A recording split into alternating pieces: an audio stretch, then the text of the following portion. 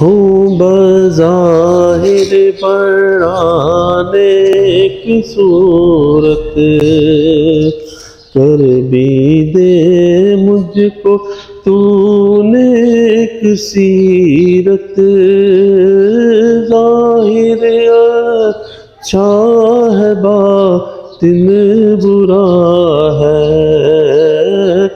یا خدا تجھ سے میری دعا ہے، یا خدا تجھ سے میری دعا ہے، یا خدا تجھ سے میری دعا ہے۔ السلام علیکم ورحمۃ اللہ وبرکاتہ۔ امید کرتا ہوں آپ سب خیر و عافیت سے ہوں گے۔ اللہ تعالیٰ آپ کی زندگیوں میں مزید آسانیاں عطا فرمائے۔ پرانے دور کا ایک واقعہ تھا، میں نے کہا آپ کے ساتھ شیئر کر دوں کہ پرانے دور میں ایک شخص تھا، اسے مٹی کھانے کی بہت عادت تھی۔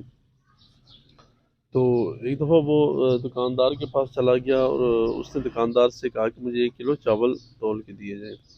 تو دکاندار نے اس وقت تو مٹی کے سادے سے باٹ بنے ہوئے ہوتے تھے، الیکٹرانک اسکیل تو ہوتے نہیں تھے۔ تو اس نے ایسا کیا دکاندار نے کہ ترازو کے اوپر وہ 1 کلو کی مقدار میں باٹ رکھے اور وہ چلا گیا اندر چاول نکالنے کے لیے۔ تو جب گاہک نے دیکھا کہ دکاندار اندر چلا گیا، اس نے اس موقع کا فائدہ اٹھاتے ہوئے اس باڑ میں سے مٹی نکال کے کھانا شروع کر دی۔ تو دکاندار اندر سے جب دکاندار نے ساری صورتحال دیکھی تو دکاندار تو ذہین تھا، اس نے جان بوجھ کر چاول نکالنے میں تاخیر کر دی۔ تو جب وہ باہر آیا تو خیر وہ باہر آ گیا، اس نے آ کر جو چاول تھے اس باٹ کے مطابق اس کو دے کے چلا گیا۔ راستے میں گاہک بڑا خوش کہ اس نے دکاندار کی مٹی بھی کھا لی اور چاول بھی اپنی پوری مقدار میں لے کے آ گیا۔ خیر وہ گھر گیا، اس نے جب وہ چاول تولے تو وہ چاول تو 1 کلو کی مقدار سے کم تھے۔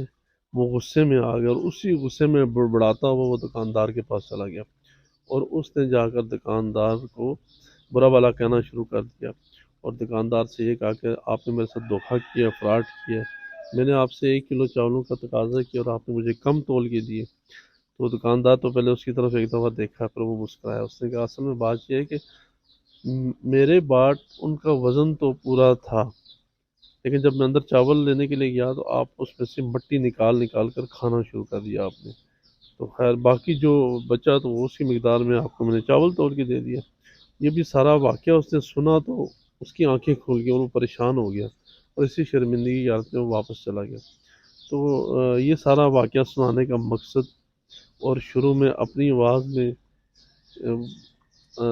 ایک کلام سنانے کا مقصد یہی تھا کہ ہم میرے سمیت ہم میں سے بہت سارے لوگ ایسے ہیں کہ جو روزمرہ کی زندگی میں لوگوں کو دھوکہ دے کے، لوگوں کے ساتھ چلاکی کر کے یہ سمجھ رہے ہوتے ہیں کہ ہم نے دوسرے کو الو بنا دیا اور دوسروں کے ساتھ فراڈ کر کے ہم کو بہت چلاک اور ذہین ہے۔ اصل میں اگر دیکھا جائے تو یہ حقیقت اس کے برعکس ہے۔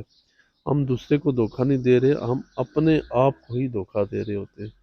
آج تو زمین کے اوپر یہ ساری چیزیں ہم وقتی خوشی کے لیے، وقتی اپنے دل کی تسلی کے لیے سارا کچھ کر رہے ہیں، لیکن کل جب ہم زمین کے اندر چلیں گے تو در حقیقت اس ٹائم ہماری آنکھیں کھلنی ہیں۔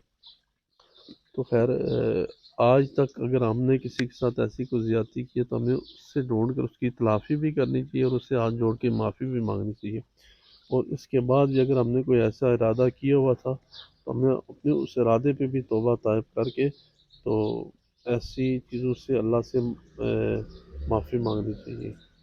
باقی اللہ تعالیٰ ہمیں ان چیزوں سے بچنے کی اور اچھے کام اور دوسروں کے لیے آسانیاں پیدا کرنے کی توفیق عطا فرمائے۔ السلام علیکم ورحمۃ اللہ وبرکاتہ۔